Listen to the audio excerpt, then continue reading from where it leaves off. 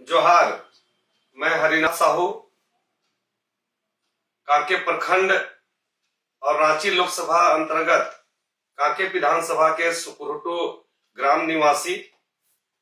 मैं आज इस सामाजिक न्याय की लड़ाई के लिए लोकसभा रांची से पहली बार चुनाव लड़ने जा रहा हूं, लोकहित अधिकार पार्टी के सिंबल से, सेब छाप के द्वारा।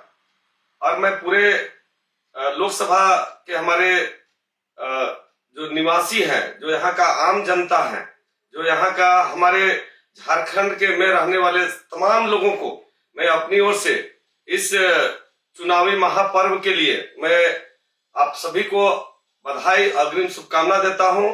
और साथ ही मैं जिस अभियान को लेकर के, जिस आंदोलन को लेकर के पिछले 25 वर्षों से अपने पूरे झारखंड प्रदेश और विशेष करके रांची लोकसभा क्षेत्र में मैं असंख्य दबे कुचले वंचित शोषितों को सामाजिक न्याय दिलाने के लिए, उनके हक और अधिकार को दिलाने के लिए मैं संघर्ष करता रहा हूं।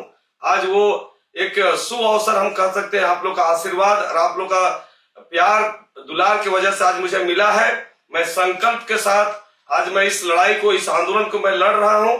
अगर यदि आप लोग का प्यार और आशीर्वाद मुझे मिला और यदि रांची लोकसभा का नेतृत्व का अगर मुझे अवसर मिलेगा तो मैं असंख्य दबे कुचले वंचित शोषित पिछड़े आदिवासी महिला या अल्पसंख्यक वर्ग हो, चाहे गरीब सवर्ण हो, सभी के लिए मैं सामाजिक न्याय की पूरी ईमानदारी और निष्ठा पूर्वक लड़ाई लड़ूंगा। उसके हक अधिकार दिलाने के लिए मैं कृत संकल्प होकर लड़ाई लड़ूंगा।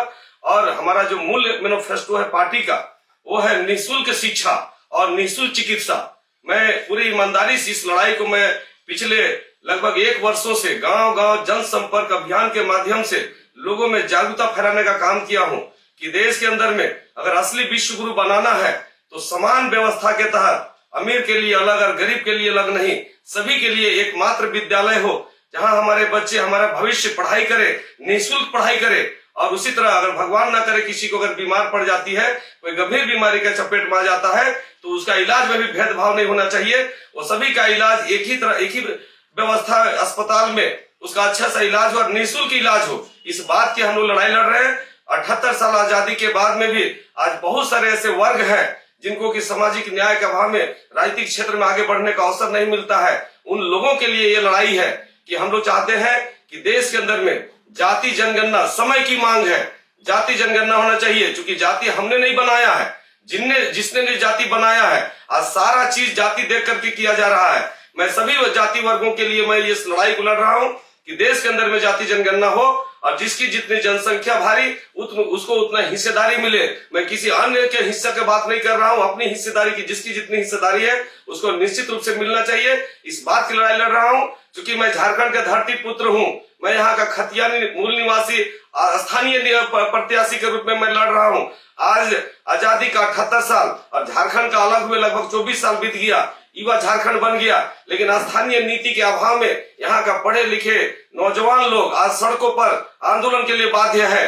पढ़े लिखे लोग लाखों की संख्या में हर साल पलायन करने पर मजबूर है। आखिर कौन इसका गुनहगार है, कौन इसका जिम्मेदार है?